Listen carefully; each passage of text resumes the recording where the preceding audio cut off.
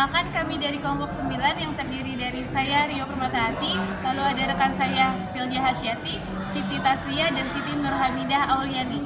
Selamat menyaksikan. Oke, jadi di sini aku mau ngejelasin gimana sih sejarah terjadinya Perang Salib itu. Jadi, Perang Salib ini berlangsung pada tahun 1096 sampai 1291 Masehi di tanah Yerusalem sebagai reaksi Kristen Eropa terhadap Islam Asia yang terjadi karena sejumlah kota dan tempat suci Kristen diduduki Islam sejak 632 Masehi. Lalu militer Kristen menggunakan salib sebagai simbol yang menunjukkan bahwa perang ini tuh suci dan bertujuan untuk membebaskan kota suci Baitul Maqdis atau Yerusalem dari orang Islam. Dan perang salib ini merupakan hasil dari ekspansionisme Eropa sebagai upaya yang ditempuh Saljuk terhadap Imperium Bizantium sebagai dampak dari penghancuran gereja suci Yerusalem oleh Al-Hakim. Nah, seorang khalifah dari dinasti Fatimiyah pada 1009 Masehi. Nah, selain itu juga terdapat sejumlah hasutan atas harta rampasan, kemuliaan penguasaan wilayah, janji penghapusan dosa, dan pengabdian diri kepada Tuhan.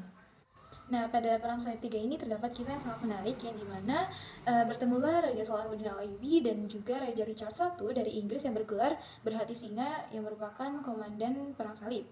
Nah, pada saat perang ini mendadak tersebar berita bahwa Raja Richard I ini menderita penyakit yang sangat parah. Lalu Salahuddin Al-Ayyubi menghentikan peperangan, mengajak musuh agar segera mengadakan gencatan senjata dan serta mengirimkan serombongan tabib dan juga berbagai cenderamata untuk mengobati dan mengesankan Raja Richard. Lalu permintaan ini ditanggapi dengan sangat baik oleh Raja Richard dan beberapa hari kemudian Raja Richard pun sembuh dari penyakitnya. Lalu terjalinlah persahabatan antara kedua raja tersebut. Dan kisah ini menunjukkan bahwa Raja Salahuddin Al-Ayyubi mempunyai jiwa yang sangat toleran dan manusiawi tanpa harus memandang siapa orang yang ada di hadapannya. Nah, selanjutnya Raja Richard mengajukan saudara perempuannya untuk menikah dengan saudara laki-laki Salahuddin Al-Ayyubi yang bernama Al-Malik Al-Adil. Dan peristiwa ini pun mengakhiri perselisihan antara Kristen dengan Islam di Perang Salib ketiga. Perdamaian ditetapkan di atas kertas pada 2 November 1192 dengan ketentuan bahwa daerah pantai menjadi milik bangsa Latin dan daerah pedalaman menjadi milik bangsa Islam. 1 bulan setelah melakukan perjanjian damai, Salahuddin Al-Ayyubi sakit dan meninggal dunia dalam usia 55 tahun di kota Damaskus. Pucaranya yang berdekatan dengan Masjid Umayyah hingga kini masih menjadi daya tarik bagi ibu kota Suriah. Selanjutnya adalah latar belakang terjadinya Perang Salib. Pertama tuh ada fakta geografis tentang perbedaan antara timur dan barat, kecenderungan gaya hidup nomaden dan militeristik suku-suku Teutonik Jerman. Kedua tuh ada permohonan Kaisar Alexius Comnenus kepada Paus Urban II pada 1095 untuk membantunya karena kekuasaannya di Asia telah diserang oleh Bani Saljuk di sepanjang pesisir Marmora. Ketiga, pada 26 November tahun 1095 Masehi, Paus Urban menyampaikan pidatonya di Clermont, bagian tenggara Prancis, dan memerintah orang-orang Kristen agar memasuki lingkungan makam suci, merebutnya dan menyerahkannya kembali kepada mereka. Keempat, orang-orang tertarik untuk ikut dalam perang itu karena beberapa hal, yaitu karena ingin mendapatkan kekuasaan demi kepentingan mereka, sandaran baru bagi kehidupan mereka, dan sebagai bentuk pembebasan. Selanjutnya adalah periodisasi Perang Salib. Sebagaimana telah disebutkan oleh Philip Kahiti dan Badriyatin, Perang Salib terbagi ke dalam 3 periode. Periode pertama ditandai dengan kerjasama antara Kaisar Alexius dan Paus Urbanus II membangkitkan semangat umat Kristen melalui pidato berkesan Paus Urbanus II di Konsili Clermont pada 26 November 1095.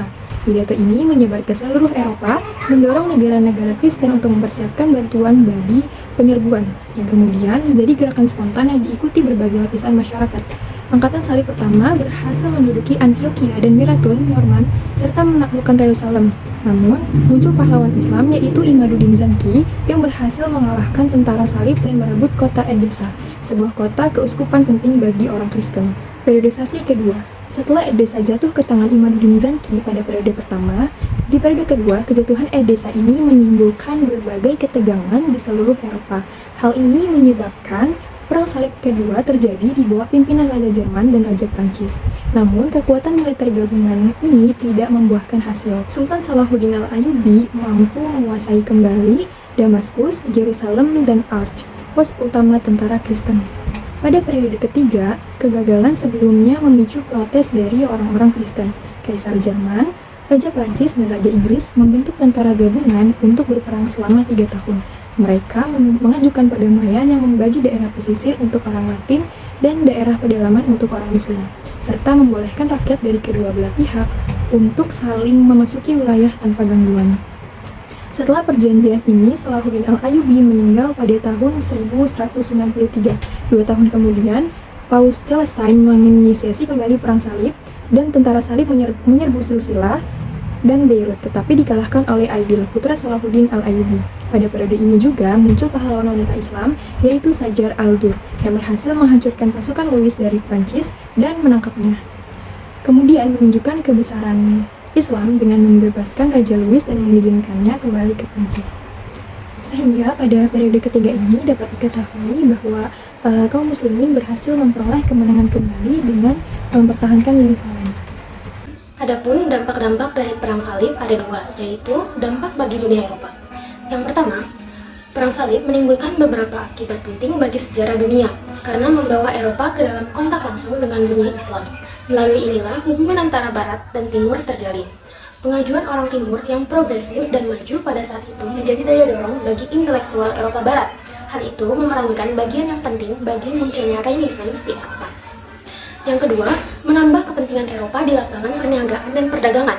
Sebagai hasil dari Perang Salib, orang Eropa dapat mempelajari dan memodifikasi beberapa temuan penting yang telah dihasilkan oleh orang Islam pada masa-masa sebelumnya. Hal ini terutama lebih banyak berkaitan dengan masalah perdagangan, industri, seni, dan pertanian. Yang ketiga, pada saat yang sama, kehadiran Barat telah mempengaruhi dunia Islam.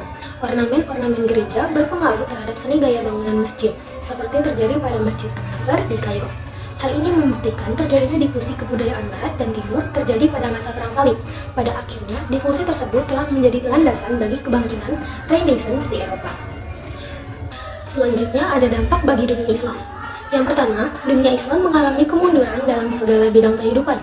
Kejadian demi kejadian menimpa dunia Islam seakan-akan tidak kunjung berhenti, baik yang ada di Andalusia, Baghdad, Yerusalem, dan negara Islam lainnya.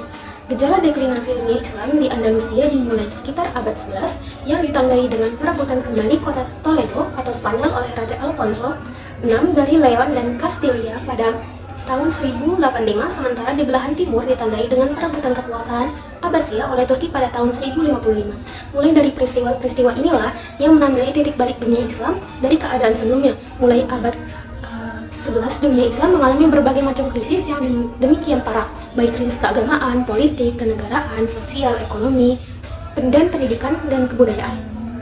Yang kedua, menurut ahli sejarah, krisis dunia Islam disebabkan ruh Islam hilang dari kehidupan mereka, khususnya di kalangan para penguasa. Islam tidak lagi dihayati sebagai suatu ajaran yang dapat merubah sikap dan perilaku. Islam tidak dijadikan kompas yang memberikan petunjuk kemana dirinya harus melangkah.